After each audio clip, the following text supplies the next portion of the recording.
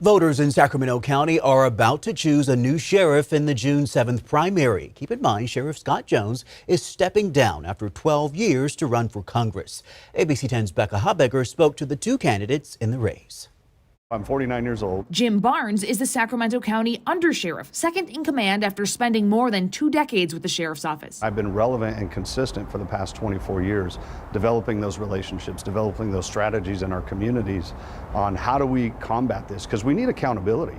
People are tired of what we're seeing right now, and it really comes from the state capitol. 58, lifelong Sacramento resident. Jim Cooper has been a Democratic California Assembly member since 2014. Prior to that, he served on the Elk Grove City Council for 15 years, including as its founding mayor, and before that spent 30 years in the Sacramento County Sheriff's Office. You take my time in the legislature, on city council, in the sheriff's department, my community work, my community involvement, it makes me more well-rounded and able to do those things and leverage contacts and really work with folks and bring about the change and also bring about resources that we need in law enforcement right now. Barnes is current Sheriff Scott Jones' hand-picked successor, but he says he's no Scott Jones 2.0, as Cooper has called him. I'll tell you, I've worked for 4 different sheriffs, and Glenn Craig, Lou Blanis, John McGinnis, and Sheriff Jones. I like some of the qualities from each one of them, but I'm me. I have my own vision, I have my own leadership style, and I'm confident of that. Barnes says Cooper is out of touch with law enforcement, which Cooper denies. I am called the cop's cop in the Capitol. I'm always involved. I've run 30 public safety bills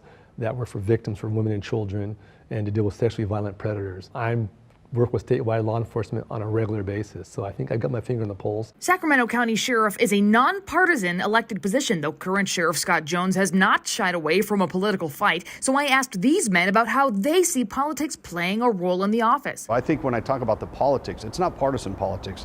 It's about how do you bring people together and work towards a common goal. That's what true leadership is, that's what I am, and that's what I bring to it. If you look, I've voted both sides of the aisle.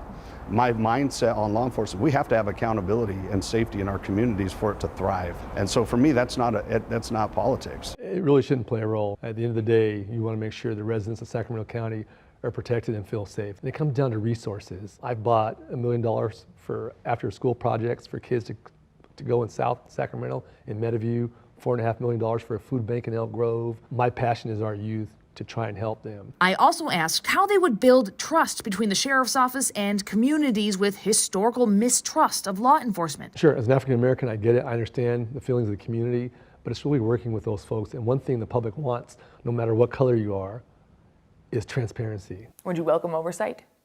To an extent, yes. I think the Inspector General does it right now. They've got a Sheriff's Advisory Board, which is good.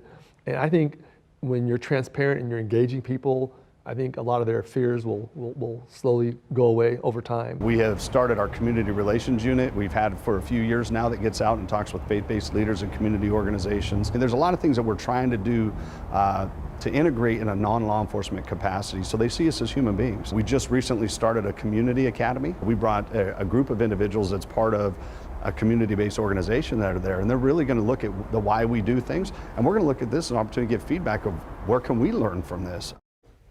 Both men say crime and the homeless crisis would be their top 2 priorities if elected. You can read more on abc10.com.